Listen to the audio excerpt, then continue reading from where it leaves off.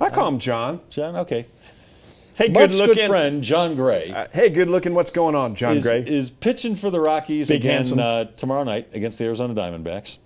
And, oh wait, tomorrow night? Yeah, Arizona Diamondbacks.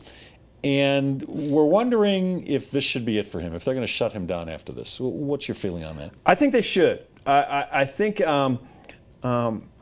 what I've seen out You're of Jon in Gray. that camp, huh? Yes. Well, okay. I hear you. I hear you. And I hear your contempt for my ideas. No. I'm actually in that camp as well. Okay. I don't care if they pull him an inning or two early. I don't care if they limit his time. This year's wasted. I mean, why bother? Keep him healthy. Right. Keep him healthy. And I was in the camp of get Jon Gray to the big leagues and get him to the big leagues yesterday, the day before yesterday, 2 months before yesterday. And the Rockies were very patient, and that patience aggravated me. I know it aggravated other people in the Rockies. That's because just about everything they do aggravates everybody. Okay. But that's another story. But what I've seen in Jon Gray, I believe he's had 5 starts now, his ERA is sitting at 6, is that he does have a fastball that can blow people away. When his slider is sharp, I think that can develop into his out pitch. But he doesn't have a change of speed. And so he has 2 pitches at best. And he's not ready. He's not ready to be an ace. Not ready to be at the top of the rotation. Right. And so if you're still hopeful, and why you should be hopeful that he can be a #1 starter for the Rockies. And he's pitched a number of innings, and he's taken his lumps at the big league level, and this team is going nowhere. Let tomorrow be it. Let him let his start against the D-backs be his last start of this season, and let him go to work and go to spring training next year, and hope that he's worked on his off-speed stuff and that he's ready to be the #1 starter, or at least the #2 starter. And as an offshoot to that, I'm taking a little bit of a left turn here. Okay. I'm more and more liking the idea of the Rockies going to a 6-man rotation during homestands.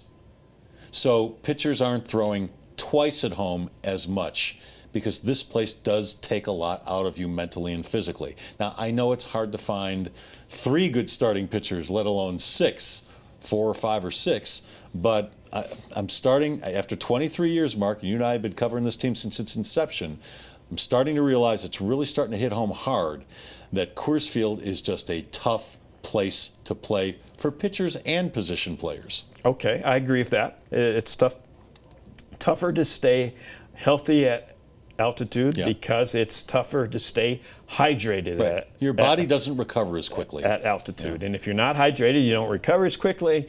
You're more prone to muscle strains and other injury. Here's my question with the 6-man rotation. And I've heard you guys, you and Woody, talk about this before. And I think it's an idea that has some merit. Are you ready, though, in Coors Field, where you're going to have your share of 7 to 5 and 9 to 8 and ball 14 games, to 13 ball games? If you have a 6-man rotation, you have to have 13 pitchers on your team. Yes, I'm okay with that. And so the fact that you only have 12 hitters, you're okay. I'm okay with that. Okay, that's as long as you're okay with that part of it, then I'm on board. An extra pitcher for homestands on the roster, I'm all for it. Okay. Yeah. Okay. My devil's advocate response, my only hesitancy about it is when you say we're going to have a 6-man rotation, I think you can get buy-in by the fellas in the clubhouse. But it's another way of saying, you know, it's so hard to pitch in Coors Field that nobody can really do it. Well, you know, and it's obviously, such punishment to go out there. And it seems to be, there's some danger that it's building more of the negative attitude of, we just can't win here. Well, if you can come up with 4 or 5 De La Rosas and Jon Grays, sure, it's a different thing. Stick to a 5-man rotation. Right. You want to put your best out on the mound as much as possible.